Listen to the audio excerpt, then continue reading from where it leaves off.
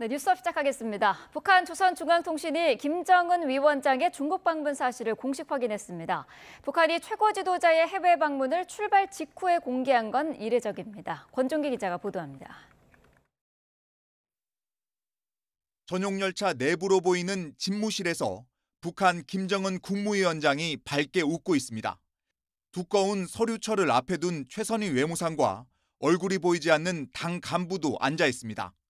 북한 조선중앙통신이 김 위원장의 베이징 방문 소식을 전하는 두 줄짜리 기사와 함께 실은 사진입니다. 북한 노동신문이 보도한 사진에는 기차역에서 담배를 손에 든 김 위원장이 조용원, 김덕훈 당 비서와 대화하는 모습이 찍혔습니다. 신문은 전용 열차가 오늘 새벽 국경을 통과했다고 전했습니다. 북한에서 최고 지도자의 해외 방문을 출발 직후 공식 보도한 건 전례를 찾기 힘듭니다. 부인인 리설주나 딸 주애의 동행 여부는 공개되지 않았습니다. 다자외교장을 통해서 내 후계 구도를 구축하겠다 뭐 이런 것도 있겠지만 여러 가지 상황으로 좀 맞지 않는 것 같습니다. 그렇다면 중국도 그렇게 오는 데 대해서 약간 꺼렸을 것 같고요. 김 위원장의 출발 사실은 확인됐지만 동선은 오리무중입니다. 중국 방문 때 주로 관문으로 썼던 단둥에서 열차가 포착되지 않아 다른 경로를 이용했을 가능성도 제기됩니다. 다만 평양에서 베이징까지 20시간가량 걸리는 만큼 오늘 오후에는 도착할 것으로 예상됩니다. 전승절 기념식이 현지 시간으로 내일 오전 9시, 우리 시간으로 오전 10시에 열려 오늘 안에는 도착해야 행사 참석이 원활할 것으로 보입니다. 앞서 정부 소식통도 김정은 위원장이 어제 오후 평양에서 출발한 것으로 파악됐다고 밝혀 오늘 중으로 베이징에 도착할 것으로 관측됐습니다. YTN 권중기입니다. 김정은 북한 국무위원장이 집권 이후 한 차례도 서지 않았던 다자외교 무대에 데뷔하는 배경에는 여러 가지 노림수가 있는 것으로 보입니다. 소원했던 북중 관계 복원에 시동을 걸면서 북중러 연대를 강화하려는 의도가 깔리는 거라는 분석이 나옵니다. 이종원 기자입니다. 김정일 시절부터 중단된 북한 정상의 다자외교 무대 참석은 김일성 주석 생전엔 비교적 활발했습니다. 김일성의 마지막 다자회의 참석은 1965년 인도네시아 반둥회의 10주년 기념행사였고 1980년엔 티토 유고 대통령 장례식에도 참석했습니다.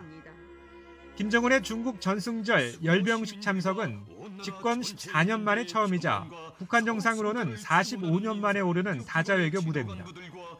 김정은이 한 10여 년 이제 통치를 하니까 정권의 기반도 확고해지고 자기 나름대로도 이제 자신감이 생기니까 국제 행보를 하는 게 아닌가. 이처럼 파격적인 선택을 한 배경으론 무엇보다 소원했던 북한과 중국은 물론 러시아까지 외교적 이해관계가 맞아떨어진 점이 거론됩니다. 김 위원장의 방중 발표는 이재명 대통령이 한일 한미 정상회담을 잇따라 마치고 귀국한 당일 이뤄졌습니다. 俄罗斯总统普京、朝鲜劳动党总书记、国务委员长金正恩 서로 계산법은 다르더라도 한미일 협력에 대한 맞대응에 공감했기 때문이란 건데 북한이 외교적 고립에서 벗어나 핵보유국 지위에 대한 반서방 진영의 암묵적인 인정을 노린 거란 해석도 나옵니다. 김정은, 시진핑, 푸틴이 나란히 서게 될天安门 광장 막루엔 중국을 추종하는 20여 개국 정상들도 함께 오르기 때문입니다. 그렇게 같이 모인다는 것은 그 국가의 정통성을 인정하는 의미가 있고 특히 북한의 정통성이 부인당하는 가장 핵심인 핵에 대해서도 암묵적인 묵인 혹은 사실상의 인정. 2018년과 2019년 북미 정상회담 전에도 북중 정상회동이 있었다는 점에 비춰 김정은의 방중이 향후 트럼프와의 협상 준비 차원일 수 있다는 분석도 있습니다. 또 러시아 파병 이후 처음으로 마주하게 되는 푸틴과의 회담에서 김정은이 내놓을 파병 청구서에도 관심이 쏠립니다. YTN 이종원입니다. 트럼프 미국 대통령은 김정은 북한 국무위원장의 방중에 대해 별다른 언급을 하지 않았습니다. 대신 인도에 대해서는 러시아산 원유 구입을 문제 삼고 있는데 중국을 중심으로 한 반 트럼프 진영의 밀착을 견제하는 모습입니다. 워싱턴에서 신윤정 특파원이 보도합니다. 트럼프 미국 대통령은 김정은 북한 국무위원장의 방중과 관련해 별다른 언급을 하지 않았습니다.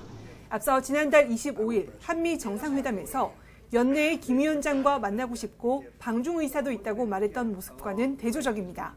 I'd like to meet him this year. President Xi would like me to come to China. It's a very important relationship. 트럼프 대통령의 초점은 미국과 무역 협상을 타결하지 않은 인도를 향했습니다. 트루스 소셜을 통해 인도가 관세를 없애겠다고 제안했지만 이미 늦었다고 밝혔습니다. 또 인도는 원유와 무기 대부분을 러시아에서 사고 미국에선 아주 조금만 산다고 비판했습니다. 트럼프 대통령은 인도가 러시아산 원유를 수입해 우크라이나 전쟁을 돕는다는 이유로 50%의 높은 관세를 지난달 27일부터 부과하고 있습니다.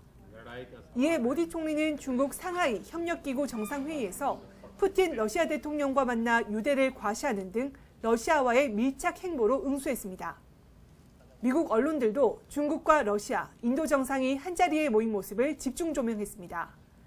월스트리트 저널은 3국 정상의 세심히 조율된 이미지는 트럼프 대통령의 비전통적 외교 방식이 직면한 도전을 강조한다고 진단했습니다. 오는 3일 중국의 전승절 기념식에서 김정은 위원장을 포함한 북중러 정상이 협력을 강화할 경우 트럼프의 속내는 더 복잡해질 전망입니다. 트럼프가 중재한 러시아 우크라이나 정상회담이 공전되는 상황과 맞물리며 트럼프식 외교의 난제를 더 부각할 수 있기 때문입니다. 이런 가운데 백악관은 한미 정상회담 사진 40여 장을 공개했는데 취재진이 퇴장한 뒤 두 정상이 심도 있게 대화를 나누는 모습이 포함됐습니다. 북중러 밀착과 인도의 노선 변경 시점에 맞춰 한미 정상회담 사진을 공개하며 한미 동맹과 한미일 협력 강화를 다시금 환기하려는 의도로 풀이됩니다. 워싱턴에서 YTN 신윤정입니다. 네, 대통령실도 김정은 위원장의 일거수일투족을 예의주시하고 있습니다. 북중러 3국의 밀착이 앞으로 한반도 정세에 미칠 영향에 촉각을 곤두세우는 모습입니다. 정인용 기자입니다. 이재명 대통령이 3박 6일간의 미국, 일본 방문 일정을 마치고 귀국한 지난달 28일. 순방에 동행했던 강훈식 대통령 비서실장은 김정은 북한 국무위원장의 중국 전승절 열병식 참석을 사전에 알고 있었다는 사실을 공개했습니다. 트럼프 대통령과의 첫 한미 정상회담에도 이런 영향이 기본으로 깔렸었다고 설명했습니다. 김 위원장이 다자 외교 무대에 첫 발을 디딜 거란 정보를 미리 입수하고 10월 말 경주 에이펙 정상회의를 또 다른 대화의 계기로 염두에 뒀을 거란 해석이 나왔습니다. 한반도에도 평화를 좀 만들어주셔서 김정은과도 만나시고 북한에 트럼프 월드도 하나 지어서 거기서 저도 골프도 칠 수 있게 해주시고. 실제로 대통령실의 한 고위 관계자는 YTN에 김 위원장의 이번 방중은 우리에겐 플러스 요인이라고 말했습니다. 고립에서 벗어나 다른 정상들의 얘기를 자꾸 들어야 대화의 동인도 생긴다는 취지입니다. 김정은 위원장이 과거 북미 대화를 재개하기 전에 중국에 먼저 가서 사전 조율과 지지 확보 과정을 거쳤다는 점 또한 이런 전망을 뒷받침했습니다. 물론 그때와 지금은 상황이 완전히 다르다는 반론 역시 만만치 않습니다. 미국과 중국의 갈등이 이전보다 훨씬 심해졌고 북한의 핵 능력은 고도화됐기 때문입니다. 북한이 비핵화를 전제로 한 대화엔 나설 수 없다고 확실히 선을 긋고 있는 만큼 북미 대화 자체가 불투명하다는 관측이 정부 내에서도 적지 않습니다. 이것도 미국과의 정상회담을 위한 사전 포석이다. 반대 방향으로 갈 가능성에 대해서도 대비를 해야 된다고 생각합니다. 그 가능성은 현재로서는 매우 낮다고. 북한이 러시아에 이어 중국까지 뒷배로 확실히 둘 경우 대화 재개의 문턱이 더 높아질 수 있다는 우려마저 나옵니다. 한미일 대 북중러라는 신냉전 구도의 고착일지 아니면 북미 대화 재개의 물꼬가 트일 계기일지 김정은 위원장의 방중 열차에 대통령실의 시선도 집중돼 있습니다. YTN 정인용입니다. 네, 더불어민주당과 정부가 2차 민생회복 소비 쿠폰 등을 주제로 당정 협의를 진행하고 있습니다. 행안부 윤호중 장관의 발언 들어보겠습니다. 네, 이재명 정부 들어서 처음 열리는 행정안전위원회 당정협의에 이렇게 참석하게 된 것을 대단히 기쁘게 생각합니다. 이렇게 이른 시간에 함께 자리해 주신 행안위원 여러분께도 감사의 말씀 드리고요. 이 행정안전부 장관이 되고 이제 한 40일이 돼가고 있는데요. 이 당정 협의를 통해서 그 행안부의 업무에 대해서 긴밀하게 논의할 수 있게 된 것을 아주 의미 있게 생각합니다. 어느덧 그 이재명 정부가 출범 100일을 향해서 가고 있습니다. 이제 한 다음 주면 100일이 될 거로 보여지는데요. 그간 위원님들께서 많은 도움을 주셨지만 특히 그 1,900만 이상의 국민께 4,900만 이 국민께 지급한 9조 원 이상의 민생회복 소비 쿠폰과 7년만 쿠폰의 그 결과로 7년 만에 소비자 심리 지수가 111.4까지 올라가는 큰 성과를 거두게 됐습니다. 이것은 모두 2차 추경을 통해서 우리 행안위원 여러분들께서 민생회복 소비 쿠폰을 잘 설계해 주시고 승인해 주신 결과라고 생각을 합니다. 특히 민생회복 소비 쿠폰이 이렇게 성과를 거둘 수 있었던 데에는 우리 행안위원 여러분들께서 현장의 이 목소리를 제대로 전달을 해주시고 특히 이 농촌 지역의 그 소비의 어려움을 현장의 어려움 그대로 전달해 주셔서 많은 이 제도상의 보완을 할 수 있었던 데도 큰 덕을 지고 있다 이렇게 생각을 합니다. 다시 한번 감사의 말씀을 드리고 지금 이렇게 살아난 소비 심리가 앞으로도 계속 유지되고 또 확산될 수 있도록 그렇게 해서 내수 활성화와 또 성장의 동력이 될 수 있도록 앞으로도 지역 활력을 제고하는데 더욱 노력해야 될 것으로 생각하고 있습니다. 2차 민생회복 소비 쿠폰이 이제 9월 12일에 지급 방침이 결정되고 22일부터 지급이 될 예정입니다.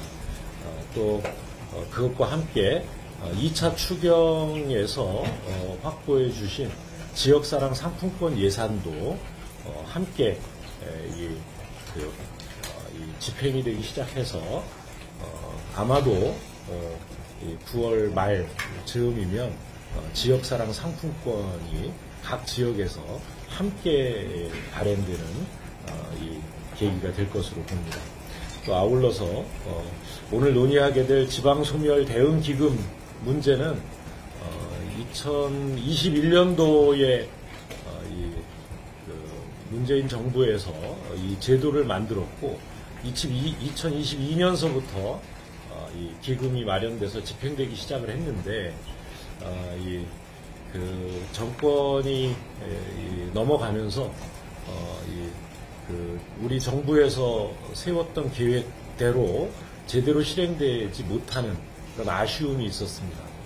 그래서 제가 장관으로 취임하면서 지방소멸 대응기금의 운용 방식을 개혁해 나가자라고 하는 그 모토 아래 방안을 마련했습니다. 오늘 행안위원 여러분께 보고를 드리고 의논을 하게 된 것을 매우 의미 있게 생각합니다. 아울러 이제 이재명 정부의 국정과제 수행과 또 조속한 성과 창출을 지원할 수 있도록 여러 면에서 지난 워크숍에서 논의했던 것처럼 당정 간에 긴밀하게 앞으로 협력해 나가자는 말씀을 드립니다. 국민의 행복과 안전을 위해 행정안전부의 정책에 많은 관심을 가져주시고 네, 물가 속보가 들어왔습니다. 지금 통계청이 8월 소비자 물가를 발표했는데요. 지난해 같은 달에 비해서 1.7% 상승한 것으로 나타났습니다. 상승폭으로 보면 9개월 만에 최소를 기록했고 최근 석 달 만에 수치로 보면 1%대로 떨어진 겁니다. 휴대전화료가 1년 전보다 21% 떨어진 영향도 있는 것으로 나타났는데요. 세부 내용은 들어오는 대로 곧 정리해서 전해드리겠습니다. 자, 통계청이 8월 소비자 물가를 발표했습니다. 지난달에 비해서 1.7% 상승, 그리고 상승폭으로 보면 9개월 만에 최소를 기록했습니다. 추가 내용은 들어오는 대로 전해드리겠습니다. 검찰개혁의 강론을 둘러싼 여권 내 신경전이 여전한 가운데 대통령실 우상호 정무수석이 이른바 강경파들의 언행을 공개 비판했습니다. 논쟁이 아니라 싸움을 하고 있다고 꼬집었는데 발언 배경에 관심이 쏠립니다. 홍민기 기자입니다. 수사 기소 분리라는 대원 측엔 공감했지만 검찰개혁 세부안을 두고 여권 내 잡음이 계속되자 대통령실이 결국 경고장을 꺼내들었습니다. 우상호 대통령실 정무수석이 인신공격은 안 된다며 작심 비판에 나선 겁니다. 네, 민영배 의원님도 그렇고 이문정 검사도 그렇고 사람을 거명해서 공격하는 방식은 저는 이렇게 썩 바람직해 보이지는 않아요. 이른바 강경파로 꼽히는 민 의원은 최근 개혁안에 우려를 표한 정성호 법무부 장관을 공개적으로 거론하며 직격했습니다. 임 검사장은 한 발 더 나가 정 장관과 봉욱 대통령실 민정수석 등을 검찰개혁 오적으로 꼽으며 날을 세웠습니다. 우 수석은 이에 대해 논쟁하랬더니 싸움을 걸고 있다며 건강한 논쟁을 통해 국민의 판단을 도와야 한다고 지적했습니다. 국민의 지지를 받지 못하는 개혁은 성공할 수 없다고도 했습니다. 우 수석이 대통령실 핵심 참모란 점을 고려할 때 검찰개혁은 국민에게 피해가 돌아가지 않도록 신중하게 해야 한다는 이재명 대통령의 의중이 반영된 것 아니냐는 해석이 나왔습니다. 그럼 경찰의 비대화 문제는 사실 지금 얘기 안 하고 있지만 그 부작용이 생길 수 있거든요. 대통령실의 거듭된 진화에도 검찰개혁 핵심 쟁점을 둘러싼 여권 내 이견은 여전합니다. 검찰청을 없애고 만들 중대범죄수사청의 상위기관을 법무부가 아닌 행정안전부로 하기로 했다는 주장이 여당 일각에서 나왔지만 이미 중수청은 행안부 장관 산하에 둔다. 그래요? 예. 이것으로 결정된 것으로 알고 있습니다. 행안부 아래 경찰과 중수청이 모두 모였을 때 부작용을 우려한 정성호 법무부 장관은 아직 확정된 게 없다며 선을 그었습니다. 정부와 여당은 오는 4일 검찰개혁 공청회를 열고 법무부를 비롯한 법조계의 의견을 들을 예정입니다. 검찰개혁의 속도와 수위를 놓고 여권 내에서 파열음이 잇따르는 건 국민 전체를 바라보는 대통령실과 당심, 특히 강성 지지층을 의식할 수밖에 없는 여권의 입장차가 영향을 미친 거란 분석도 나옵니다. YTN 홍민기입니다. 국회는 오늘 오전 10시 최교진 교육부 장관 후보자와 이혁원 금융위원장 후보자에 대한 인사청문회를 각각 진행합니다. 국민의힘은 최 후보자의 과거 음주운전 전력과 막말 논란 등을 언급하며 지명 철회를 요구할 것으로 보입니다. 이 후보자에 대해서는 재산세를 제때 내지 않아 자택을 2차례 압류당했다는 의혹 등을 확인할 것으로 전망됩니다. 더불어민주당은 후보자 자질 검증은 필요하지만 과도한 정치 공세에는 선을 긋겠다는 입장이어서 여야의 강대강 충돌이 불가피할 것으로 예상됩니다. 국회 법제사법위원회가 범여권 주도로 윤석열 전 대통령의 체포영장 집행 장면이 담긴 서울구치소 CCTV 영상을 열람했습니다. 이들은 윤 전 대통령이 속옷 차림으로 반발하는 모습을 확인했다고 밝혔는데 국민의힘은 모욕이자 망신주기라고 비판했습니다. 윤웅선 기자가 보도합니다. 더불어민주당과 조국혁신당 소속 국회 법제사법위원회 위원들이 서울구치소를 찾았습니다. 윤석열 전 대통령의 특검 체포 불응 과정과 특혜 수용 의혹 등을 점검하겠다는 건데 국민의힘은 정치적 의도가 있다며 불참했습니다. 일반 수용자와는 다른 변호인 접견 혜택 등 특혜를 받고 있다는 제보가 끊이지 않고 있습니다. 2시간 넘는 현장 검증에서 법여권 법사위원들은 2차례 영장 집행 당시 모습이 담긴 CCTV를 열람했습니다.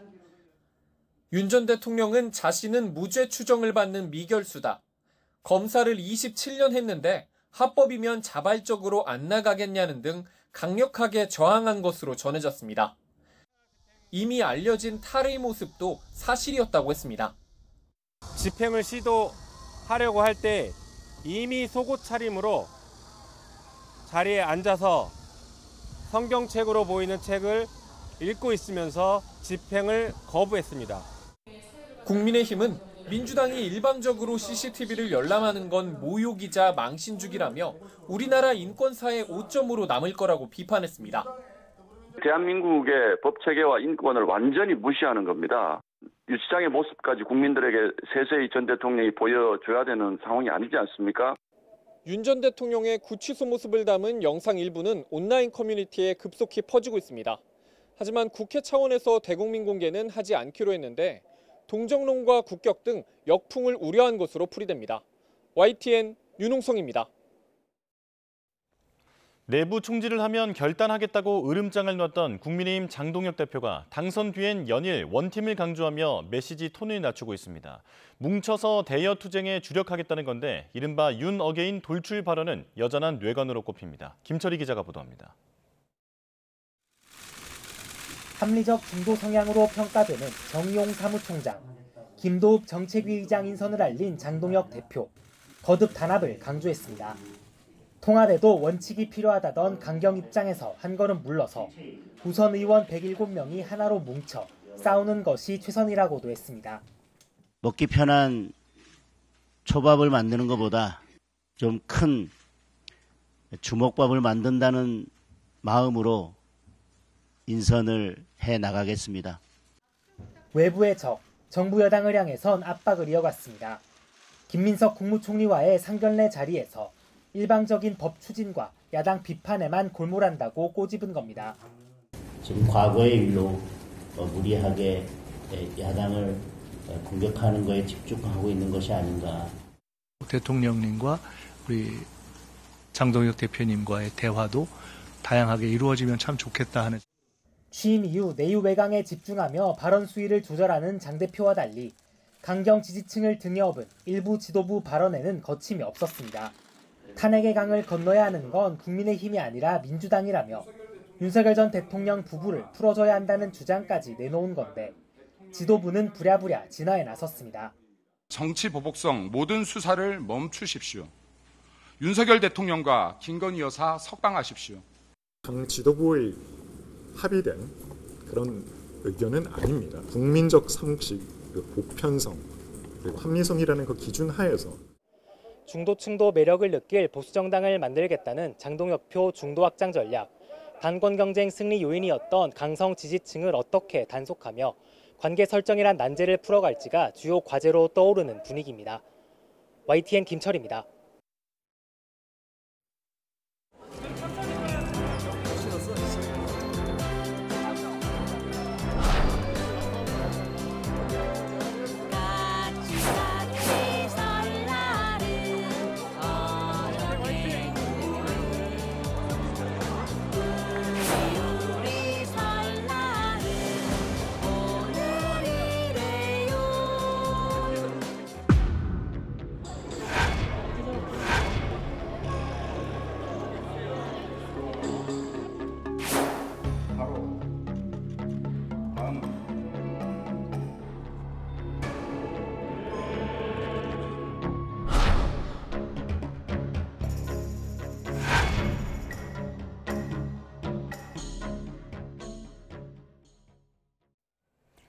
네, 전국 이슈 자세히 짚어보겠습니다. 박성빈 전 더불어민주당 최고위원, 이재영 국민의힘 서울 강동을 당협위원장과 함께하겠습니다. 어서 오십시오.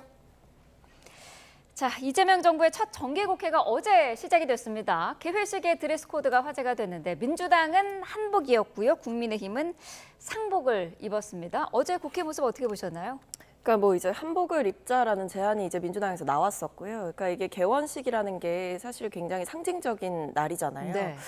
그래서 이제 여야의 화합도 촉구를 하고 그리고 요즘 세계로 뻗어나가고 있는 한류를 한 번 더 존중하고 또 더 널리 퍼지길 바라는 마음에서 한복 개원식을 제안하셨던 것으로 알고 있습니다. 근데 이 부분에 대해서 이제 국민의힘의 답이 굉장히 아쉬웠던 것 같습니다. 결국 뭐 의회 민주주의라는 이제 이름을 걸고 이 근족이 뭐 조기를 달고 그다음에 국회 잔칫날에 사실은 검은 상복을 입고 등장하는 것 자체가 어떤 정치적인 투쟁의 장으로 국회 개원식을 활용을 한 거잖아요. 네. 그런 면에서 사실 여야가 어차피 있었을 개원식에서 조금 더 좋은 모습을 보여줄 수 있었을 텐데 화합보다는 오히려 서로의 강대강 대치를 강조하는 모습을 보여줬다라는 게 아쉬운 부분입니다. 네, 민주당은 국제적 망신이다까지 얘기를 하던데요. 어떻게 보셨나요? 정청래 대표가 사람으로도 안 보고 악수도 안 하겠는데 그거야말로 국제적 망신이죠. 정부 여당의 당 대표가 진짜 밖에서 보여지는 모습을 생각하거나 그거에 대한 뭐 레퓨테이션 뭐 이런 거를 걱정하셨다면은 저렇게 비정치적 행위를 하시는 것 자체가 웃긴 거고 뭐 굉장히 그 강대강 대치를 보여주는 그런 상징적인 모습이 되었는데요. 네. 국민의힘한테 지금 예를 들어 국회 그 개원식에 나와서 한복 입고 히히덕거리는 모습을 보여줬다면은 그것도 아마 비난의 대상이 됐을 겁니다.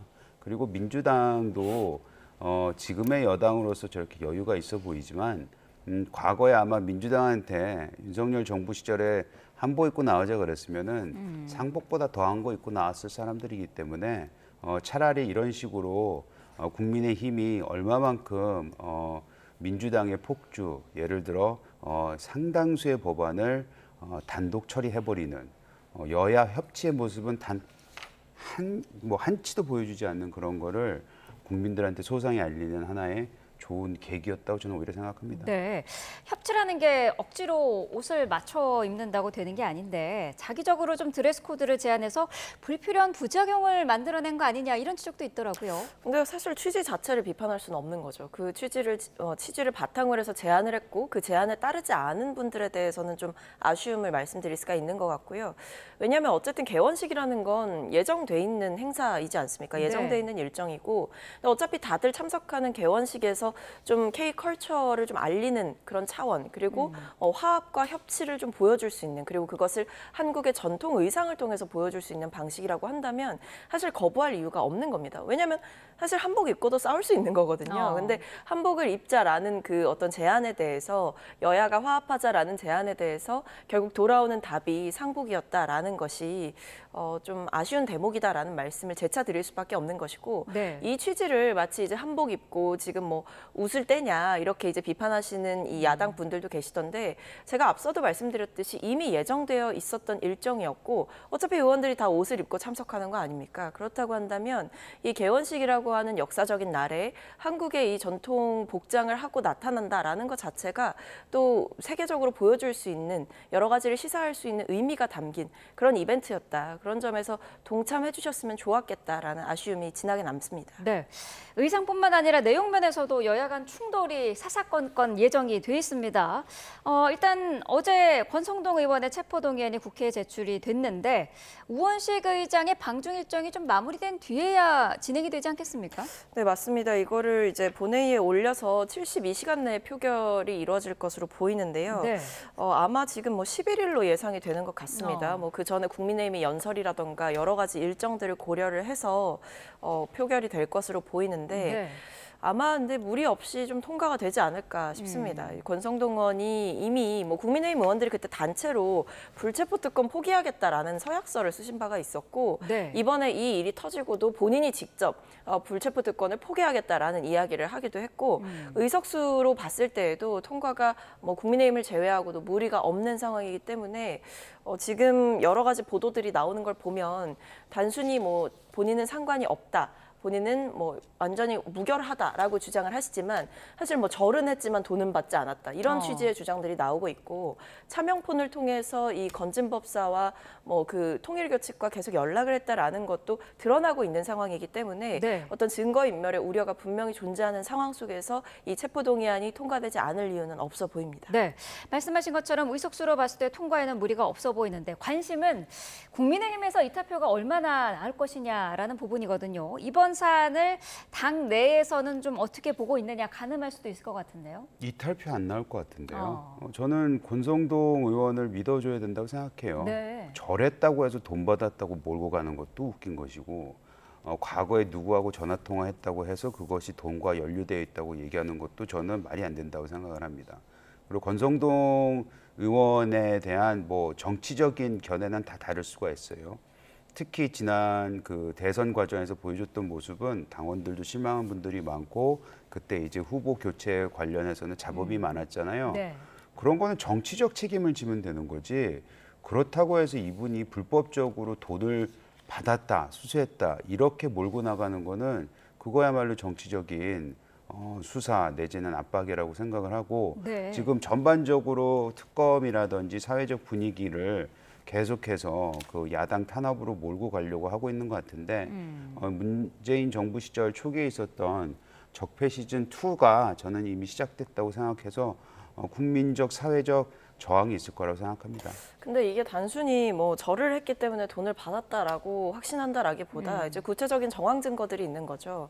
일단 이 특검 측에서 통일교 측의 진술을 확보를 했고 그리고 그 수첩, 사용됐던 수첩을 보면 이 몇 월 며칠에 이 큰 거 한 장이 전달이 된다라는 것도 확인이 된 바가 있고 그러니까 큰 거 한 장이라는 게 결국 뭐 억 단위의 돈을 얘기를 하는 거겠죠.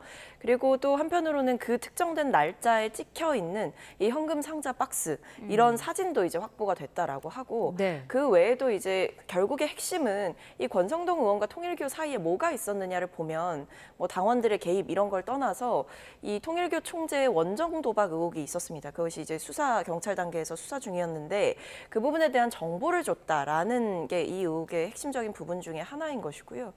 그런 정황들이 있고 그리고 특검에서 이제 통일교 고위 관계자를 조사했던 당시에 그때 이제 권성동 의원의 보좌진 측에서 의원님이 통화를 하고 싶어 하신다라고 접촉을 했던 이 정황들도 다 드러났고 심지어는 그걸 택배 기사에게 잘못 전화를 해서 녹취록이 이제 확보가 되는 이런 여러 가지 증거들이 있는 상황이라서 권성동 의원이 본인은 결백하다라고 하지만 어느 정도의 일부 말이 바뀐 것도 사실이고 연락 내역이라든지 아니면 뭐 차명폰을 확보한 그 압수수색의 결과물이라든지 그다음에 포렌식을 통해서 확보해낸 기록들이라든지 이런 부분들이 결국 가볍게 아무 연관이 없다라고 볼 만한 정황들은 아니다라고 생각합니다. 네. 어제는 또 민주당과 조국혁신당 법사위원들이 서울구치소를 찾기도 했습니다. 윤석열 전 대통령 체포 과정이 담긴 CCTV 영상을 직접 확인을 했고 그 영상 내용을 구두로 설명을 했었는데 어떻게 들으셨나요? 일단 그 영상을 1시간 반 정도 뭐 1차, 2차 나눠서 봤다고 하더라고요. 네. 민주당 의원들만 배석했고 그 내용들은 들어봤는데 뭐 새로운 게 있었나요? 그거 다 예전에 이미 벌써 윤석열 전 대통령이 어떤 모습을 하고 있었고 무엇을 입고 있었고 어떻게 저항했고 이런 거 다 나왔던 거잖아요. 그 국회의원들이 거기 쫓아가지고 1시간 반 동안 앉아서 그거 틀어놓고 진짜 팝콘이나 가지고 있을지 않았을까라는 생각이 들 정도로 그 구경하고 오신 건데 나왔던 내용이 윤석열 전 대통령에 대한 실망감과 거기서 전직 대통령으로서의 위상에 맞지 않는 모습을 이미 벌써 머릿속에 다 우리가 상상하고 있었거든요. 네. 거기에서 뭐 새로 나온 거 좀 별로 없다고 생각을 합니다. 오히려 여기서 우리가 지적해야 되는 것은 뭐냐면 본인들도 알고 있을 겁니다. 지금 이 CCTV를 볼 수 있는 상황은 매우 한정적으로 법에서 정해놓고 있습니다. 뭐 자살 기도가 있다든지 아주 명시적으로 나와 있는데 거기에 걸맞지 않음에도 불구하고 억지 부려서 국회의원이라는 그 권력을 활용해서 가서 이거를 본 겁니다.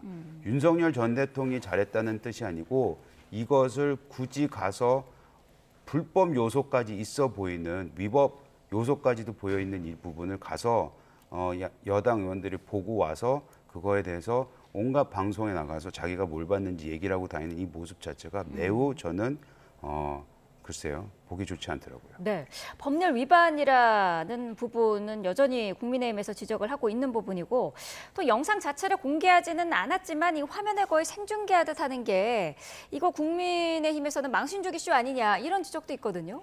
아니 뭐 영상 공개한다고 하니까 망신 주는 거 아니냐라고 해서 결국에 이제 브리핑한 거 아닙니까?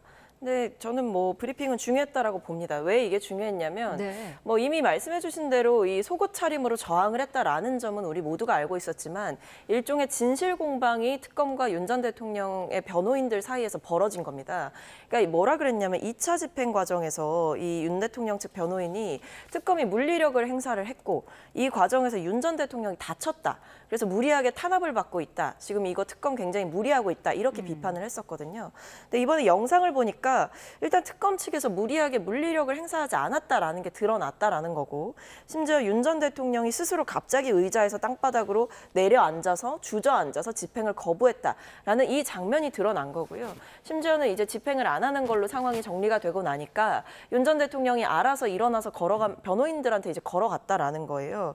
그런 모습들까지 영상에서 확인됐기 때문에 애당초 윤 전 대통령 측에서 계속 언론 플레이를 하면서 특검 측에서 무리하게 영장을 집행하다가 윤 전 대통령이 부상을 입은 피해자다. 이런 식의 주장을 펼쳤는데 그 부분에 대한 진실 공방이 어느 정도 일단락되는 효과는 있었다라고 보이고 네. 사실 본질은 이 윤 전 대통령이 이런 얘기를 했다라는 거죠. 뭐 당신 검사 해봤냐? 안 해봤으면 나는 말하고 싶지 않다. 이렇게 얘기를 하면서 저항을 했다라고 하는데 정말 말 맞다나 본인은 이제 검사를 해보지 않았습니까? 그렇다고 한다면 이 정당한 법 집행 과정을 이런 식으로 어떻게 보면 물리력은 본인이 쓴 거예요. 본인이 온몸으로 저항하면서 뭐 옷과 여러 가지 이제 상황들을 활용해서 본인의 지위를 활용해서 온갖 방식으로 저항을 한 건데 이렇게 법 질서를 훼손하고 사법 질서의 근간을 흔드는 일을 전직 대통령이자 전직 검찰총장이 했다라는 이 사실 자체가 굉장히 참담한 거죠. 네. 여야가 충돌할 이슈가 오늘 또 있습니다. 최교진 교육부 장관 후보자 인사청문회가 열리는데 여러 가지 의혹들이 제기가 되고 있는 상황에서 국민의힘에서 요구한 증인이랑 참고인 채택도 지금 모두 거부된 상황이더라고요. 예전에 그 국무총리 때도 이랬잖아요. 우리가 이제 국민의힘이 요구했던 그 어떤 참고인, 뭐 증인 다 채택이 되지 않았고 오히려 네. 시간 끌기로 인해서 모든 것이 다 무산이 됐었죠. 그래서 청문회에 대한 청문회를 못했습니다. 아마 거기서 그 효과를 받는지 민주당이 또 같은 수법을 쓰고 있긴 한데 사실 지금 요즘에는 청문회도 중요하긴 하지만 이미 사전에 언론을 통해서 나오고 있는 여러 가지 의혹들이라든지 네. 부적절한 행위들은 이미 다 나와 있습니다. 오히려 청문회를 통해서 진짜 이 후보자들의 얼굴을 민낯을 보고 국민들이 어떤 평가를 할지는 이미 나와 있어요. 왜냐하면 방금 말씀하신 2명의 이제 인사가 있는데 교육부 장관은 과연 이 사람이 교육을 맡아서 해야 될까라는 생각이 심히 들 정도입니다. 일단 음주운전은 뭐 그렇고요. 이 이념적으로도 굉장히 편파돼 있다는 것을 우리가 알았고 알게 되었고 또 본인이 과거 발언들이 얼마나 우리 애들이 들어서는 안 되는 얘기를 했는지를 저희가 알게 되었는데 그것을 그런 사람이 교육부의 수장이 된다는 건 말도 안 되는 것 같고 그다음에 2억 원이라는 이제 금융위원장 후보 있잖아요. 이분도 보면은 어떻게 재산세를 안 내서 재산을 압류를 2번이나 당한 사람이 금융위의 수장이 됩니까? 이거 말도 안 되는 거죠. 그리고 가상 자산 내재 가치 없다라고 주장하는 사람이 본인이 투자한 데는 세상에서 가장 그 비트코인을 가장 많이 소유한 회사예요. 그러니까 앞뒤가 맞지 않는 사람들이고 네. 부동산 투기에 도덕적으로 굉장히 무능해 보이는데 이런 분들 그 계속해서 민주당 그리고 정부가 왜 이렇게 무능하고 앞뒤 안 맞고 위선적인 사람들만 어쩜 이렇게 잘 갖다 골라가지고 장관 후보로 내보내는지 참 알 수가 없네요. 야당이 제기하는 여러 의혹들에 대해서 민주당은 어떻게 방어를 할까요? 일단 지금 상황에서 철저하게 검증을 하겠다라는 입장이고요. 네. 다만 이제 과도한 정치 공세에 대해서는 뭐 응할 생각이 없다라는 이 어느 정도의 선은 존재를 하는 것 같습니다. 다만 이제 최교진 후보자에 대해서 여러 가지 의혹이 제기되고 있는 것은 사실이고 네. 후보자가 분명히 이 청문회 과정에서 소상히 해명해야 되는 목도 있습니다. 그렇기 때문에 지금 뭐 크게 보면 3가지이지 않겠습니까? 일단은 뭐 논문 표절과 관련한 문제이고, 그다음에 과거 어떤 발언들, 막말이라고 뭐 의혹이 일고 있는 그런 발언들, 그 외에도 이제 뭐 음주운전 전력에 대한 얘기를 좀 아마 청문회 과정에서 집중적으로 하게 될 것 같은데, 여기에 대해서 이제 후보자가 간략하게나마 이제 본인의 입장을 내고 있는 상황이기는 하고, 뭐 사죄할 부분은 사죄를 드리고 오해가 있는 부분은 설명을 하고 있는 이런 상황인 것 같지만 결국에는 청문회의 절차를 통해서 구체적인 자료들과 어떤 국민들 앞에서의 공식적인 절차를 통해서 후보자의 입장을 들어볼 필요가 있을 것 같습니다. 네. 여야의 기싸움이 이렇게 팽팽한 가운데 어제 국민의힘 장동혁 대표와 김민석 총리가 만났습니다. 이 두 사람은 악수를 했습니다마는 여야는 언제 손잡을까? 장동혁 대표는 아직 거리가 멀다 이렇게 언급을 했더라고요. 네, 일단은 그래도 장동혁 대표는 대표가 된 이후에 물론 이렇게 그 정청래 대표에 대해서는 정청래 대표가 해놓은 말이 있으니까 거기에 대한 응대를 하고 여야 대치 상황에 대한 부분을 설명은 하고는 있지만 네. 그래도 김민석 총리와 악수도 하고 그다음에 그분한테 여야 간에 좀 중재 역할을 했으면 좋겠다라는 말도 하고 대통령도 지금 어떤 조건을 걸긴 했지만 만나겠다고 얘기를 하고 있고 해서 협치의 가능성, 그 정치를 하겠다는 그런 의지는 보여져요. 네. 그래서 사실 그 전당대회 때 보여줬던 모습보다 훨씬 더 좀 화합의 모습을 보이는 것 같고 당 대표로서 지금 본인이 처해 있는 상황을 어떻게 정치적으로 잘 뚫고 나갈지에 대한 고민을 많이 하고 있는 것처럼 보입니다. 정기국회 내내 이런 여야 극한 충돌이 예상이 되는 상황에서 조금 기류 변화랄까요? 이런 걸 줄 수 있는 게 대통령과 여야 지도부의 만남이 아닐까 이런 관측이 많거든요. 그러면은 이 만남은 이르면 이룰수록 좋은 거 아니겠습니까? 네, 그렇습니다. 이제 장동혁 대표가 답을 주면 될 것 같습니다. 네. 이제 아마 이제 김민석 총리께서도 그런 취지를 전달하시고자 또 만나게 된 것 같습니다. 특히 이제 뭐 장동혁 대표와 이제 나눈 말씀을 보니까 김민석 총리께서 어쨌든 좀 참석을 해줬으면 좋겠다. 네. 여야 이제 대표 회동에 이렇게 얘기를 하셨고, 이 장동혁 지금 대표께서는 뭐 여러 이유를 대면서 사실상의 거절을 하고 있는 상황이긴 합니다만, 저는 종국에는 대통령께서 이렇게 직접 초대를 한 상황이고 네. 또 여야의 대표가 마주 앉아서 대통령과 대화를 하는 상황이라고 한다면 장동혁 신임 대표가 이 부분을 거절할 명분이 없다라고 생각을 하기 때문에 여기에 대해서 여러 이유를 대고 어떤 상황 핑계라든지 형식의 핑계 이런 것들을 끌어오지 말고 그냥 시원하게 응하시는 것이 맞지 않을까. 지금 뭐 민주당을 향해서 쏟아내고 있는 불만들, 이재명 정부를 향해서 하고 싶은 말씀들, 이런 것들을 대통령과 직접 만나서 이야기를 하는 자리만큼 의미 있고 정치적으로 파급력이 있는 자리는 없을 것이기 때문에 네. 저는 결국에는 거부할 수는 없을 것이다. 그러나 말씀 주신 대로 빠르면 빠를수록 좋을 것 같다라는 게 제 생각입니다. 네, 장동혁 대표가 답을 하면 된다라고 하셨는데 지금 국민의힘에서는 공을 이재명 대통령에게 넘기는 상황 아닙니까? 그렇죠. 일단 조건을 댔으니까 네. 그 조건에 대한 답변을 받아야 되겠죠. 공이 계속 왔다 갔다 하잖아요. 그래서 지금 대통령실도 보면은 쉽지 않아 보여요. 왜냐하면 여당 내의 잡음이 끊임없이 지금 일어나고 있거든요. 앞서 저기 뉴스에서도 보였지만 우상호 수석이 얘기했던 부분 있잖아요. 굉장히 그 법무부와 관련돼서 그리고 검찰개혁에 대해서는 굉장히 여당 내에서는 중요하고 큰 이슈 아닙니까? 근데 그런 중대한 이슈에 대해서 대통령실과 여당 지도부 또는 여당 전체가 이렇게 합의점을 찾지 못하는 부분, 그리고 잡음이 계속 일어나는 부분, 그런 건 또 본인들의 유권자들, 본인들의 지지층에도 굉장히 큰 영향을 미칠 텐데 그것만 해도 지금 굉장히 골치가 아플 거예요. 그런 면에 있어서는 뭐 야당 입장에서는 이런 걸 다 포괄적으로 해서 그 만났을 때 얘기를 해야 되는 부분이 있거든요. 네. 그런데 거기에 대한 대통령실이 지금 장동혁 대표의 그 조건부 아니면은 최소한 그 건의 사항을 어떻게 받아들일지 아니면 그거에 대한 또 다른 어떤 카운터 어퍼가 있을지는 좀 지켜봐야 되겠네요. 말씀을 하셨기 때문에 이 부분을 질문을 드려보면 지금 검찰 개혁과 관련해서 민주당 내부의 그 강경파들의 언행을 우상호 수석이 좀 비판을 공개적으로 했거든요. 이 부분에 대해서 민주당 내부에서는 좀 어떻게 분위기가 흘러가고 있을까요? 글쎄요, 뭐 이거는 이제 의원들마다 갖고 있는 생각이 다르기 때문에 제가 어떤 하나의 분위기가 형성되어 있다라고 말씀드리는 건 좀 무리스러울 것 같고요. 다만 이제 일각에서는 당 주도로 이제 이 부분을 추진을 해야 된다라는 생각이 강하게 있는 상황이고 네. 그런 면에서 뭐 정성호 법무부 장관께서도 당의 주도권이 있다라는 말씀을 하셨기 때문에 무리 없이 좀 잘 처리가 될 것이다라는 생각이 듭니다. 다만 이제 저는 개인적으로 제 생각을 좀 말씀을 드리면 네. 어떤 목적지는 같은 건데 그 방향을 두고 조금 이 가는 과정 가운데서 이견이 있는 거잖아요. 그러니까 검찰의 이제 뭐 수사 기소 권한을 분리하는 거, 여기엔 이견이 없고 시기 자체도 이제 뭐 추석 전에 이 부분을 마무리를 하자라는 공감대는 당정이 이미 이룬 바가 있기 때문에 저는 목적지는 같은데 과정상에서 발생하는 이런 여러 가지 논쟁거리들 혹은 토론의 과정들을 어떤 특정인에게 프레임을 씌워서 공격하는 방식은 맞지 않다라는 아쉬움이 남습니다. 그래서 네. 정치적으로 상처를 입히는 방식으로 서로가 서로를 이제 비판하는 방식보다는 대통령의 뜻도 존중을 하면서 이제 고위 당정이 7일에 예정이 되어 있는 것으로 알고 있는데 네. 그때 좀 유의미한 결론을 도출할 수 있기를 기대하고 있습니다. 네. 알겠습니다. 두 분 말씀 여기까지 듣겠습니다. 박성민 전 더불어민주당 최고위원, 이재영 국민의힘 서울 강동을 당협위원장과 함께했습니다. 고맙습니다.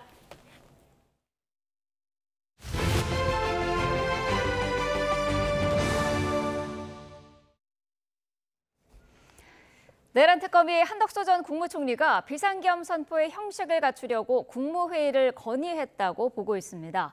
일부 국무위원의 참석을 재촉하기도 했는데 정작 해제를 위한 국무회의를 여는 데는 늑장을 부렸다는 게 특검의 판단입니다. 우종훈 기자입니다. 한덕수 전 국무총리는 윤석열 전 대통령의 비상계엄 선포 절차에 문제가 있고 본인은 반대했다고 주장해왔습니다.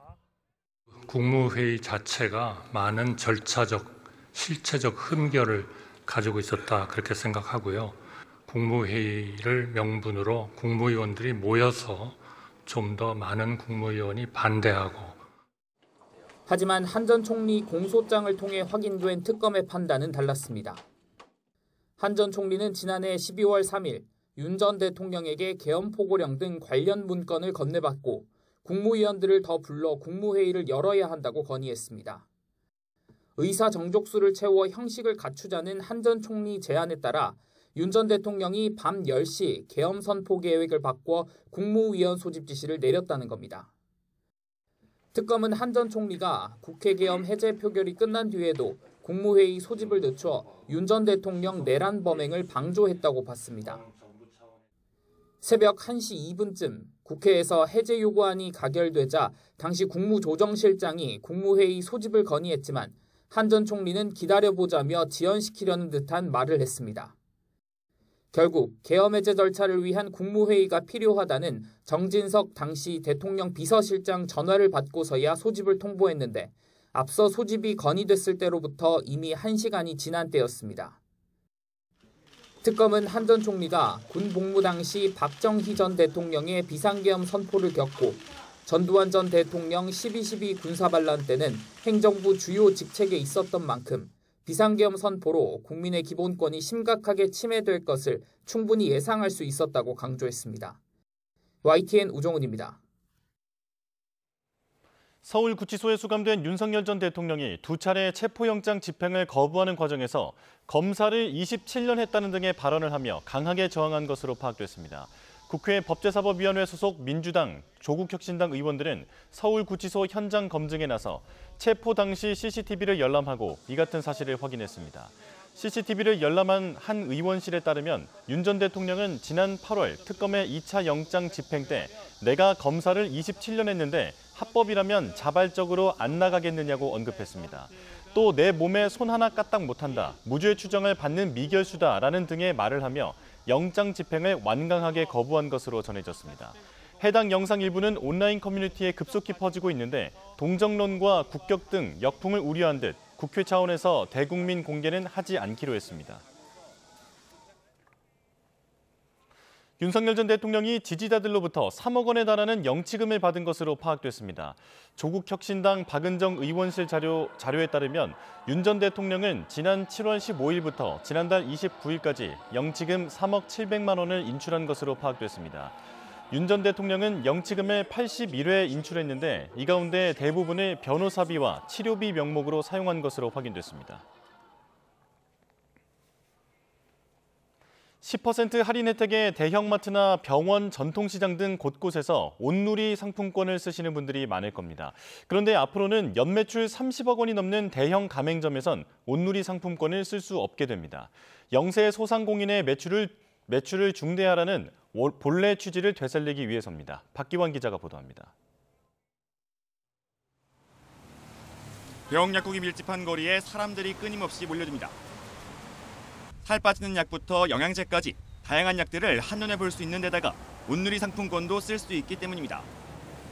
혹시 여기도 온누리 상품권 사용? 한다, 예. 뭐 어떻게 지류라든지 다 가능한가요? 상관없어요. 잘 가요. 온누리 상품권은 전통시장 영세 상인들의 매출 확대를 위해 조성된 사업입니다. 하지만 이곳 대형 약국들은 광장시장 바로 옆에 위치해 있다는 이유만으로 10%의 가격 혜택을 누리고 있는 셈입니다. 온누리 상품권 가맹점에 매출 상한선이 없다 보니 대형마트 등 대형업체들을 배불린다는 지적이 제기돼 왔습니다.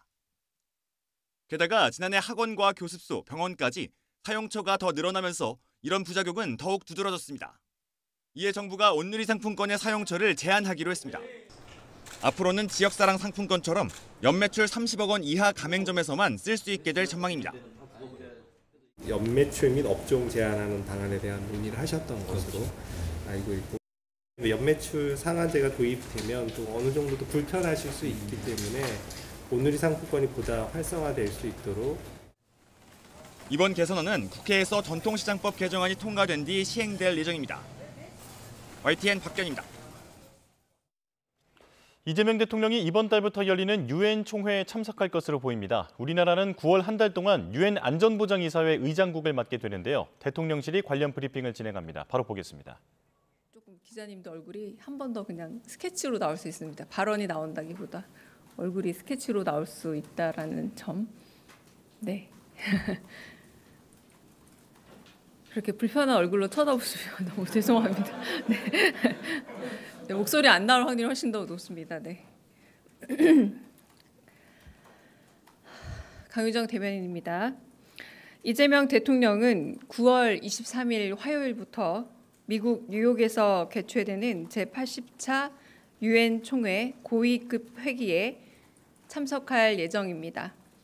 유엔 총회 고위급 회기는 매년 9월 셋째 주 화요일부터 약 일주일간 열리며 193개 회원국의 정상급 인사들이 대거 참석하는 세계 최대의 다자 외교 무대입니다.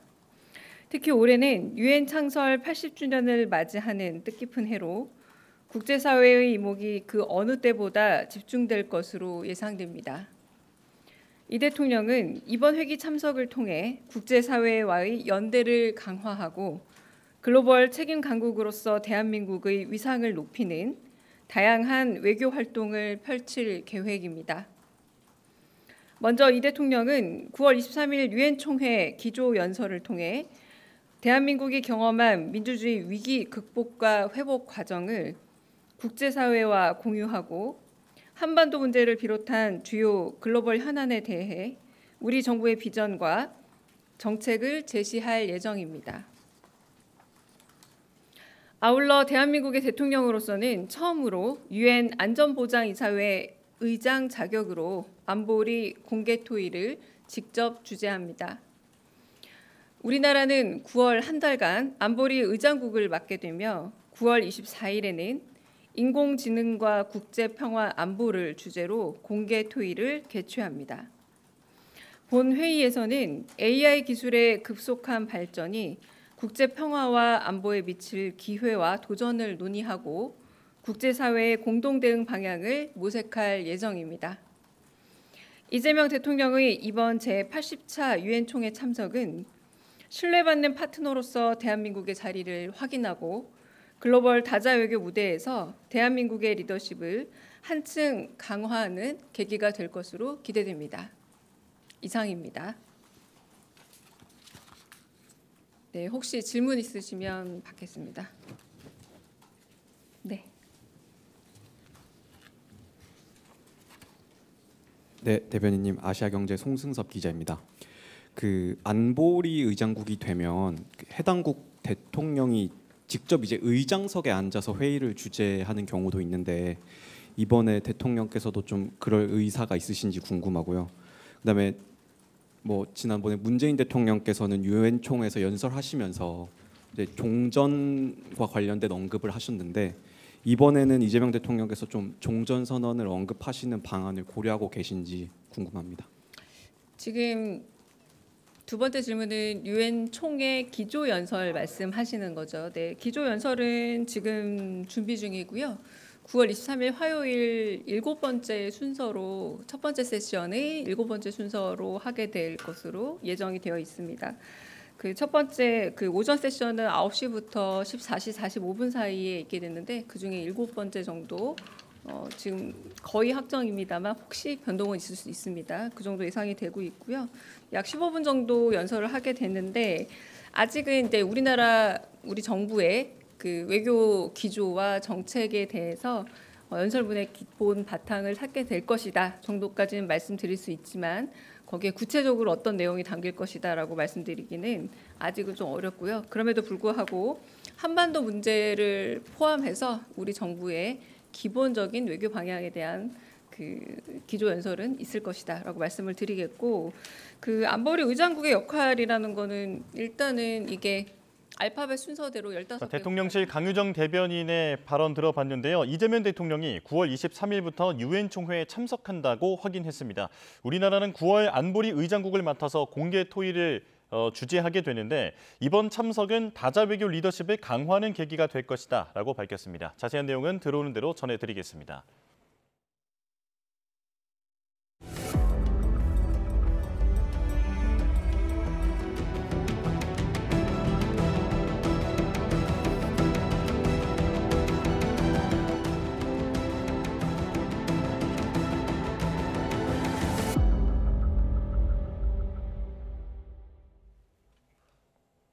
전용 열차를 타고 방중길에 오른 북한 김정은 국무위원장이 오늘 오후 베이징에 도착할 예정입니다. 관련 내용 전문가와 짚어보겠습니다. 김열수 한국군사문제연구원 안보전략실장과 함께합니다. 어서 오십시오. 네, 안녕하세요. 네, 자 오늘 오후에 김정은 북한 국무위원장이 베이징에 도착한다라고 알려져 있는데 지금쯤 어디를 달리고 있을까요? 글쎄요, 지금 평양하고 베이징까지 거리는 철도 거리만 하면은 한 1,364km 정도 되거든요. 네. 뭐 시속 50km 정도 생각하면 한 20시간 정도 걸릴 텐데요. 북한이 지금 발표한 걸 보면 오늘 새벽에 국경을 통과했다라고 그래요. 그래서 그렇죠. 정상적인 경로로 가면 아마 선양을 거쳐서 친왕따오 그리고 텐진을 거쳐서 베이징으로 가도록 돼 있는데 아마 오후 일정이 뭐냐에 따라서 몇 시에 거기에 도착할지가 결정이 될 겁니다. 예. 제가 볼 때는 오후에 만일에 북중 그리고 북러 이런 정상회담들이 계획이 돼 있다면 11시 정도에 베이징에 도착하지 않겠는가라고 생각을 하거든요. 그렇다라고 하면 지금은 친왕따오를 넘어서 텐진과 그리고 이제 북경 그쪽을 향해서 지금 열차가 가고 있지 않을까 이렇게 생각을 합니다. 예, 내일이 전승절 행사인데 오늘 일정이 주목된다 말씀을 하셨습니다. 그러니까 북중 또는 북러 정상회담의 가능성도 있다라고 말씀을 해주셨는데요. 일단 이 김 위원장과 누가 동행했는지도 주목이 되고 있습니다. 지금 최선희 외무상이 탔다고요? 북한이 이제 공개한 사진이 하나 있는데요. 물론 이제 그 방탄 열차 내부 사진이죠. 그 열차 내부에는 보면은 최선희 외무상하고 김성남 국제부장으로 추정되는 인물 두 사람의 그 얼굴만 나와 있었거든요. 예. 그 외에 이제 예를 들어서 배우자 리설주, 딸 김주혜, 김여정 부부장 여기에 대한 동행 여부에 대해서는 언급이 전혀 없었습니다. 그래서 이들이 이제 탔는지 안 탔는지 그것은 좀 이따가 이제 아마 확인이 돼야 될 것 같고요. 네. 조용원하고 그리고 이제 김덕훈 당 비서 이 사람들도 탑승하기 직전에 이 김정은이 담배 피울 때 같이 옆에 서 있었거든요. 그 이들도 이제 탑승 여부도 좀 이따가 이제 확인이 되지 않겠는가 이렇게 봅니다. 예.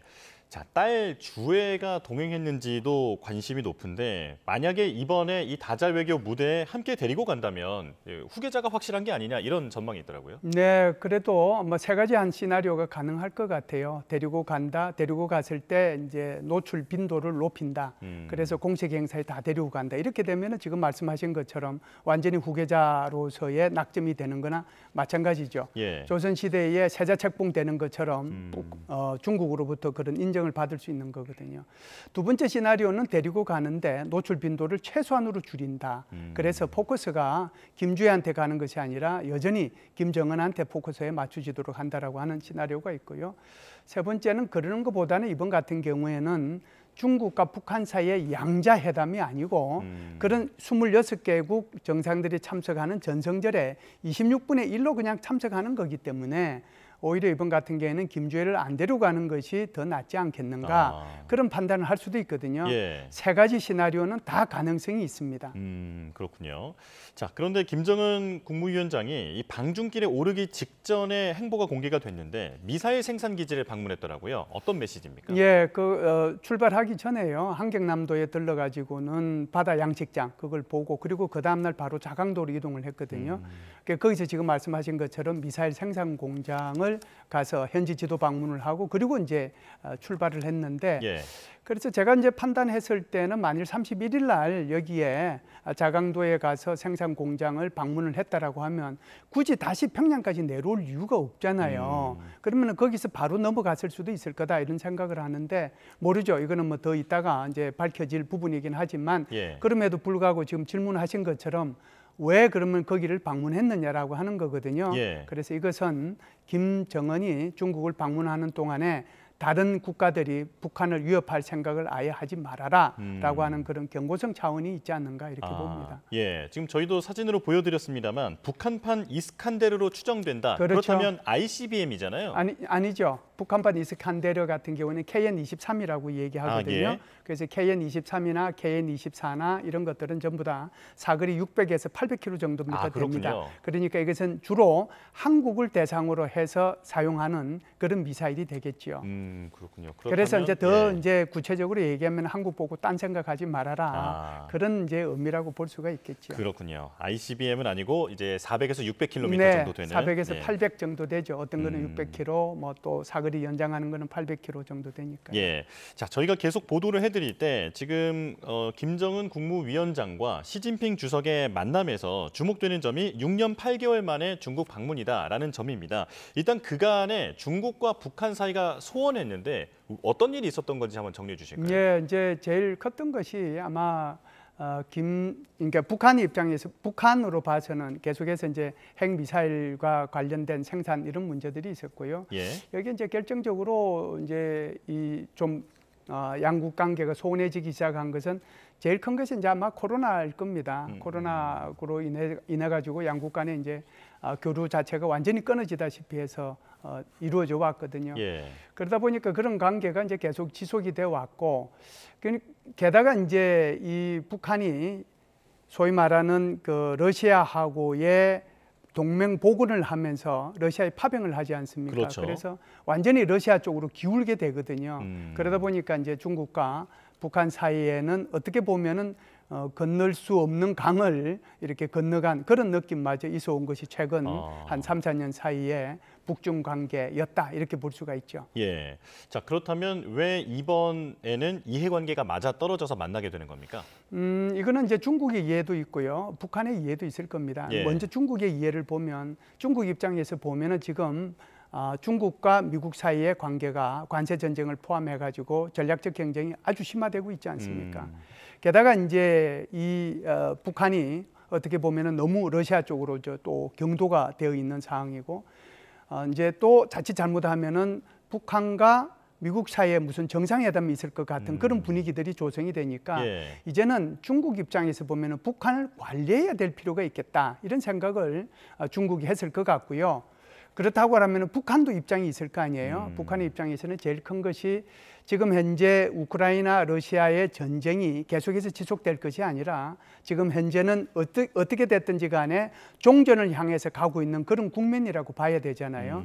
그렇다고 하면은 또 다른 뒷배가 필요하지 않는가. 그렇다고 하면은 중국과의 관계를 복원해야 될 필요가 있겠다. 예. 그런 생각을 많이 했을 것 같고요.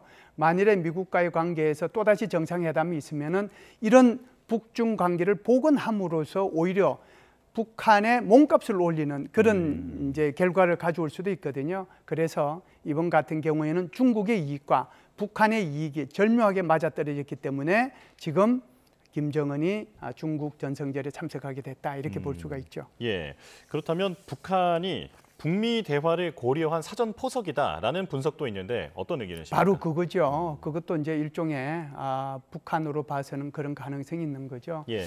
올해 7월 28일 날 김여정이 대미 담화를 발표를 하잖아요. 대미 담화 발표할 때 북한은 절대로 비핵화할 수 없다라고 얘기하는 거고 예. 만일에 미국이 또 다른 사고 그러니까 다른 생각을 가지고 있다라면 대화할 수 있다는 그런 가능성을 내비쳤거든요. 그 말의 의미는 북한도 미국과의 대화를 염두에 두고 있다는 것을 담화를 통해서 이미 7월 28일에 발표한 거예요. 예. 그런 걸 보면은 이번에 북중 관계가 다시 복원이 되고 막루에 이런 서 있는 모습들을 보면은 자신의 몸값을 올릴 수 있는 기회다 이런 생각을 북한 스스로가 할 수가 있겠죠. 예.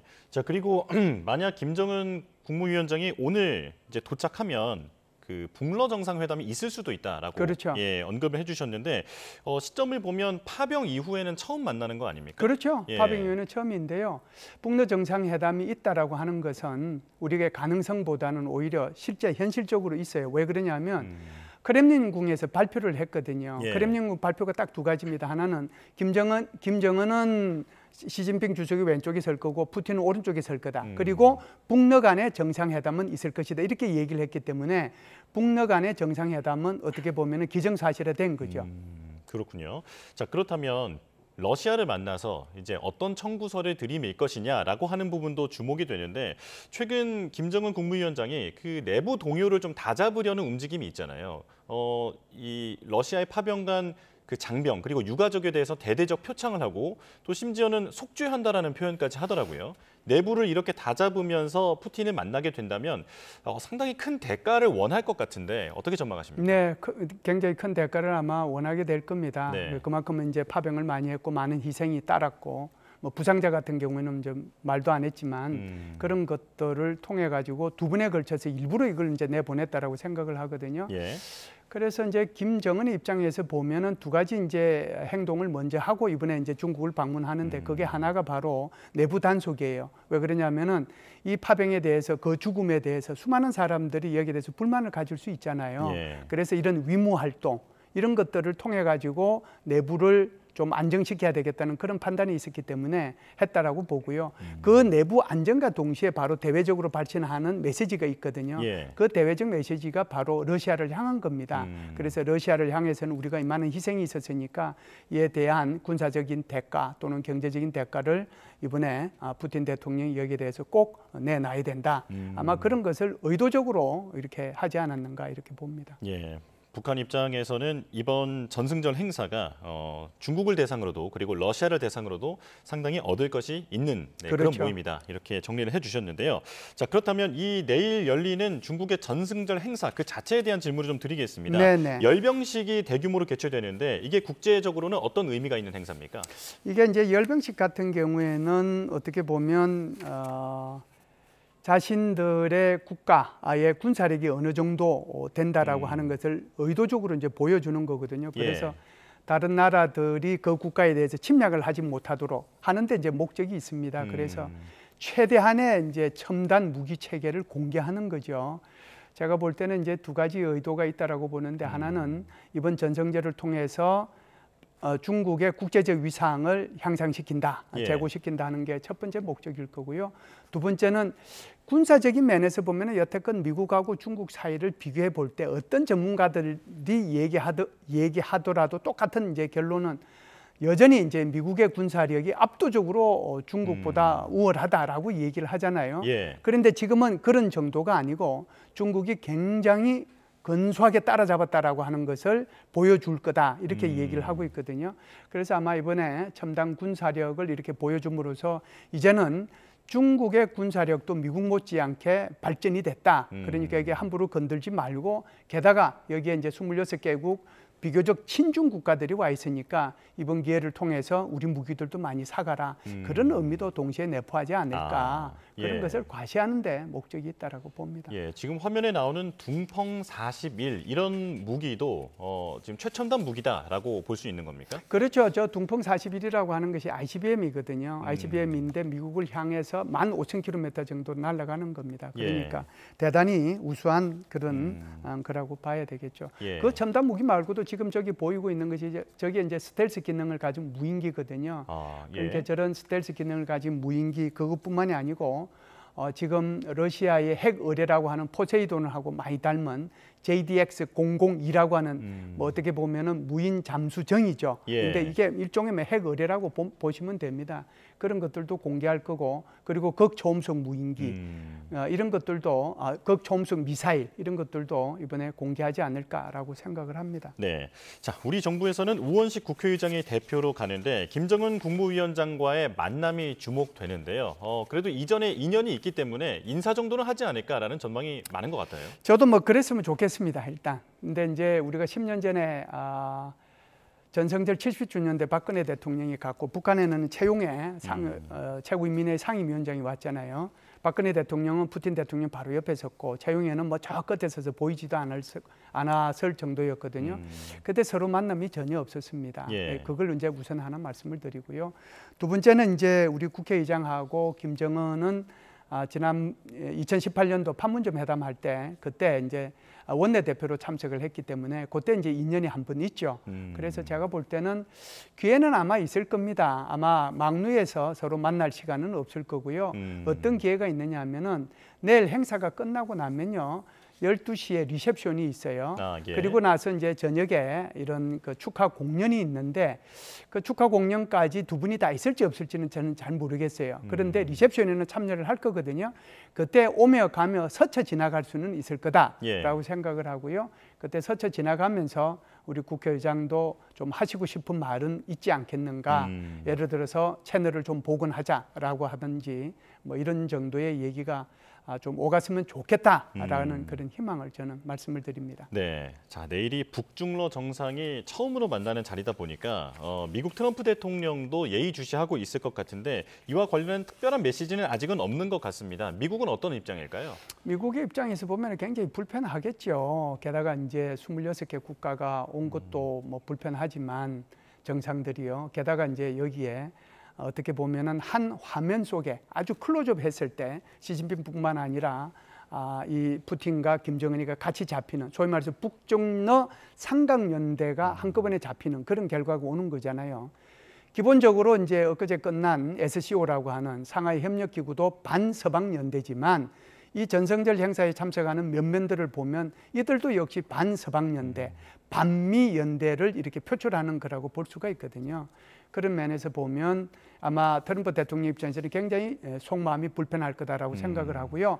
이번 9월 달 아마 가을이겠죠. 9월 달, 10월 달 정도 되면은 미국에서 중요한 문서 2개 정도가 아마 공개가 될 겁니다. 어느 것이 먼저 공개될지는 모르겠지만 하나는 내셔널 시큐리티 스트래티지라고 하는 국가안보 전략서, 그리고 하나는 내셔널 디펜스 스트래티지라고 하는 국가 국방 전략서가 아마 발표가 될 텐데요. 그 안보 전략서와 국방 전략서를 통해서 아마 중국 견제에 대한 내용들이 상당 부분 할애돼서 여기에 들어가지 않겠는가. 그것이 지금 트럼프 대통령이 이 전성절을 바라보는 그 심정이 그 보고서 속에 충분히 반영이 될 거다 이렇게 봅니다. 예, 자 유엔 총회 관련해서도 잠깐 질문을 드리겠습니다. 조금 전에 강효정 대변인이 직접 확인한 내용인데 이재명 대통령이 이번에 참석해서 공개 토의를 주재한다고 합니다. 자, 우리가 한미일 북중러 이 관계에서 정말 가운데에 있는 나라이다 보니까 그리고 이번에 안보리 의장국이다 보니까 메시지에 대한 주목도가 상당히 높을 것 같은데 실용 외교가 시험대에 올랐다라는 평가가 있거든요. 어떻게 보십니까? 실용 외교라고 하는 것은 상황에 따라서 우리 국가 이익을 최대한으로 확보하는 차원으로 정책과 전략을 짜서 외교 활동을 하는 것을 그걸 실용 외교라고 얘기하는 거거든요. 그러니까 항상 가변적이죠. 그렇기 때문에 뭐 시험대에 올랐다라기보다는 우리가 가지고 있는 어떤 의지 이런 것들을 총회에서 이렇게 발표하는 것이 좋지 않겠나 봅니다. 알겠습니다. 자, 잠깐 국회를 연결하겠습니다. 오늘 정기국회 개막 뒤 첫 인사청문회가 열리는데요. 국민의힘이 관련 입장을 밝힙니다. 회의 현장으로 가보겠습니다. 지금 이 시각 조원석 특검이 우리 당의 추경호 전 원내대표 자택을 압수수색하고 있습니다. 아마도 12월 3일 전후에 그 동선에 대해서 자료를 확보하기 위한 것으로 보여지는데 아직까지 우리 회관 쪽으로는 국회 쪽으로는 압수수색이 나오지 않았습니다. 왜 자택에 갑자기 들이닥쳤는지 그동안에 그렇게 수사를 해도 먼지 털듯이 하더라도 했는데도 불구하고 먼지가 아직 안 나오는 모양입니다. 더군다나 그때 당시 추경호 원내대표의 수행을 했던 우리 당 사무처 직원의 자택에까지 수사관들이 지금 압수수색에 들어갔다고 합니다. 추경호 원내대표와 의원들 간에 있었던 사항은 추 대표를 조사하고 수사하면 그만일 텐데 애꿎은 당 사무처 직원까지 그것도 자택에 들이닥쳐서 변호인을 불러야 되겠다고 하니까 지금은 급하니까 변호인을 기다릴 시간이 없다라고 하면서 불법적으로 압수수색을 강행을 했습니다. 이 계명천지에 21세기 세계 10대 강국이고 대한민국의 위상이 국격이 높아진 이 상황에서 도대체 특검은 무소불위의 권한을 가지고 이렇게 막무가내로 압수수색을 진행해도 되는 것인지 엄중히 질문을 합니다. 권력이 헌법 위에 있는 것이 아닙니다. 특검은 이 불법적인 압수수색 당장 중단하기 바랍니다. 이렇게 과속을 하고 폭주를 하고 무리를 하는 동안 국민들은 권력을 떠나게 될 겁니다. 한 가지 더 말씀드리겠습니다. 재판권이 입법권이나 집행권과 분리되지 않는다면 자유는 결코 존재하지 않는다. 삼권 분리 원칙을 제창했던 18세기 철학자 몽테스키에의 저서 법의 정신에 나오는 이야기입니다. 우리 헌법이 삼권 분립을 채택하고 사법부의 독립성을 보장하는 이유는 국민 개개인의 자유와 인권을 보장하기 위한 것입니다. 그런데 지금 집권 여당인 더불어민주당에서는 내란 특별재판부를 만들겠다고 합니다. 국회의 입법권으로 개별 사건의 재판 과정을 직접 장악하겠다는 발상입니다. 사법부의 독립성을 훼손하고 삼권 분립을 완전히 무너뜨리는 헌법과 민주주의에 대한 정면 도전입니다. 특검에서 무리하게 영장 청구를 하다 보니 잇따라 기각이 되었습니다. 더불어민주당 입맛에 맞는 결론이 나오지 않으니까 아예 재판부를 바꿔버리겠다. 이런 발상 자체가 위헌이고 독재입니다. 원하는 결론이 나올 때까지 계속 수사하겠다. 수 틀리면 재판부도 바꾸겠다. 한마디로 악몽 같은 인민재판을 하겠다는 발상입니다. 국회가 이런 식으로 무소불위의 입법 권력으로 사법부의 독립성을 침해하면 국민들은 재판부의 공정성을 믿을 수 없게 됩니다. 지금 더불어민주당은 다수당의 결정이 곧 법이고 헌법인 것처럼 착각하고 있습니다. 독일의 나치, 소련의 공산당처럼 국민의 자유와 인권을 억압하는 전체주의 정당의 길을 걷고 있는 것은 아닌지 의구심이 듭니다. 더불어민주당은 지금 본인들이 독재의 괴물이 되어가고 있다는 점을 자각하고 내란 특별재판부와 무제한 특검법 추진을 중단하기 바랍니다. 이번 주부터 우리 당은 원내투쟁과 함께 생생한 민생경제 현장으로 들어가는 현장 행보를 병행할 예정입니다. 이재명 정권의 반시장 악법으로 피해가 우려되는 여러 기업체와 근로자, 청년들을 만나서 현장의 목소리를 듣고 민생 입법으로 연결시키겠습니다. 이상입니다.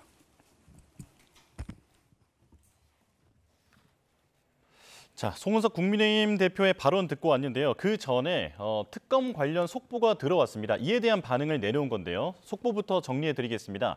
내란 특검이 국회 계엄 해제 표결 방해 의혹을 받는 국민의힘 추경호 의원에 대한 압수수색에 착수했습니다.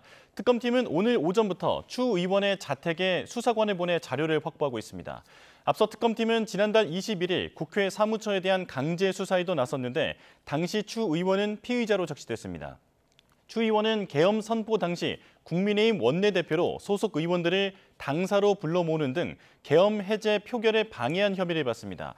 특검팀은 우원식 국회의장과 김민기 국회 사무총장, 민주당과 국민의힘 의원들을 참고인 신분으로 불러 관련 수사를 이어오고 있습니다. 자, 지금 송원석 국민의힘 대표의 발언에서도 이 속보에 대한 반응이 나왔는데요. 자, 국회 일정이 아니라 특검에 대한 비판을 주로 발언에 담았습니다. 당 사무처의 직원까지 불법적으로 압수수색을 강행하고 있다. 그리고 특검은 무소불위의 권한을 가지고 막무가내로 수사를 진행하고 있다라고 강도 높게 비판했는데요. 자, 다시 한번 정리해드리면 국회 계엄 해제 표결 방해 의혹을 받는 추경호 의원에 대한 내란 특검의 강제 수사가 시작됐고 이에 대해서 국민의힘의 송원석 대표가 강경한 비판 발언을 내놓았습니다. 자세한 소식은 들어오는 대로 전해드리겠습니다. 자, 지금 전승절 얘기 잠깐 더 이어가겠습니다. 상하이 협력기구 SCO라는 그 정상회담이 있었는데 이게 이 전승절에 며칠 앞서서 열렸잖아요. 여기에서 보면 미국을 견제하는 공동 선언문이 나왔는데 어떤 의미가 있는 겁니까? 텐진 선언이라고 볼 수가 있겠죠. 크게 몇 가지가 있는데요. 첫 번째는 이제 일방적인 경제 제재 또는 관세 압박은 안 된다라고 하는 비판이 있었고요. 그다음에 이제 중동 사태는 여기에 대해서도 이제 강력히 규탄했는데 특히 이제 이스라엘의 가자 지구에 대한 어떤 공격이라든지 미국의 이란 핵시설에 대한 공격 여기에 대한 이제 규탄이 있었고요. 세 번째는 이제 회원국들이 세계 무역기구죠. WTO의 그런 규칙을 준수하면서 회원국 간의 무역을 원활하게 추진하자라고 하는 것이 이제 핵심 내용입니다. 미국과 서방 국가들의 어떤 일방주의적이고 패권주의적인 행태에 대한 비판과 다자주의를 확대해서 나가자라고 하는 것을 강조한 건데 아주 한마디로 요약을 하면 중국 주도의 신국제 질서를 구축해 나가자 이렇게 요약을 할 수가 있겠습니다. 그렇군요. 자, 약간 긴장감이 높아지는 듯한 그런 그렇습니다. 느낌이 드는데 그렇다면 오는 10월 경주 에이펙 여기가 미국과 중국, 북한 정상을 아우르는 외교 무대가 될 수 있을 것인가 어떻게 보십니까? 저는 좀 됐으면 좋겠다는 희망을 먼저 말씀을 드리고요. 제일 중요한 것은 예를 들어서 이제 북한이 여기에 참석할 거냐 안 할 거냐라고 하는 거잖아요. 위성락 안보실장도 아마 현실에 여기 맞추어서 너무 기대감을 갖지 말아라. 그리고 초청장을 보내지도 않았고 초청장을 보낼 어떤 출구도 없다 이런 이제 얘기를 했는데요. 저는 이게 굉장히 현실적이고 실용적이라고 봅니다. 왜 그러냐면 북한의 입장에서 우선 제가 한번 말씀을 드려볼게요. 북한의 입장에서 보면은 에이펙이라고 하는 것은 이제 중국 주도가 하는 상하이 협력기구나 이번에 전성절에 참석하는 것처럼 이렇게 친중국적인 어떤 또는 이제 북한을 용인해 줄 수 있는 그런 국가들의 모임이 아니잖아요. 그렇죠. 그런 이제 이런 에이펙에 만일 참석하게 되면 김정은이 왕따 당할 수도 있는 거고 김정은에 대한 비판이 이제 수시로 이제 있을 수 있는 거거든요. 그렇다라고 하면 어떻게 보면 북한의 최고 지도자의 리더십에 치명타를 입을 수 있다는 게 그게 첫 번째 우려가 될 거고요. 물론 이제 안전 문제도 있을 겁니다. 그리고 이제 크게 보면은 두 번째는 2023년도 12월 달에 북한이 발표한 적대적 두 국가론 거기에 의해 가지고 한국을 적대국으로 지금 규정을 하고 있는데 이게 이제 적대국으로 규정한 지 얼마 되지도 않았는데 한국을 방문한다는 것이 이게 있을 수 있겠는가. 아마 북한 내부 자체에 여러 가지 문제가 있어서 아무리 우리가 초청장을 보낸다고 하더라도 김정은의 참석은 곤란할 것이다 이렇게 보고요. 다만 이제 여기에 시진핑 주석이 참석할 수가 있기 때문에 중국과 미국의 정상회담의 가능성이 하나 있고요. 이번에 이제 트럼프 대통령이 여기에 참석을 하게 되면 트럼프 대통령이 2018년에 그러했듯이 아마 판문점에서 김정은을 잠시 만나자라고 얘기를 한다면 깜짝 미팅은 가능할 수도 있지 않겠는가 이렇게 봅니다. 알겠습니다. 여기까지 설명 듣겠습니다. 김열수 한국군사문제연구원 안보전략실장과 함께했습니다. 고맙습니다. 감사합니다. 자, 조금 전 개장한 코스피와 코스닥 상황 보겠습니다. 외국인이 매도를 하고 있는 가운데 코스피와 코스닥은 상승 출발했습니다. 코스피는 0.41% 오른 3,155.73포인트, 그리고 코스닥은 0.55% 오른 789.35포인트로 개장했습니다. 원달러 환율은 0.7원 내린 1,393원으로 개장했습니다. 증시 소식도 들어오는 대로 전해드리겠습니다. 시기상 가을에 접어드니 밤더위가 한결 나아졌습니다.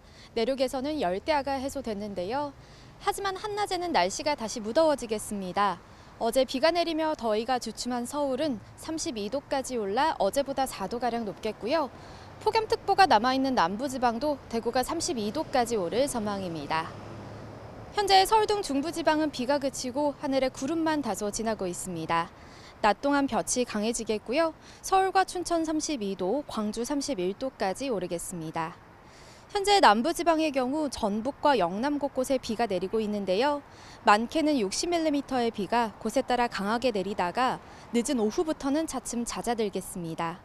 가뭄이 극심한 강원 동해안 지방은 오후까지 산발적인 비 예보가 있긴 하지만 해갈에는 역부족일 것으로 보입니다. 목요일인 모레는 중북부 지방을 중심으로 비 예보가 들어있고요. 당분간 남부지방에는 소나기가 자주 지나겠습니다.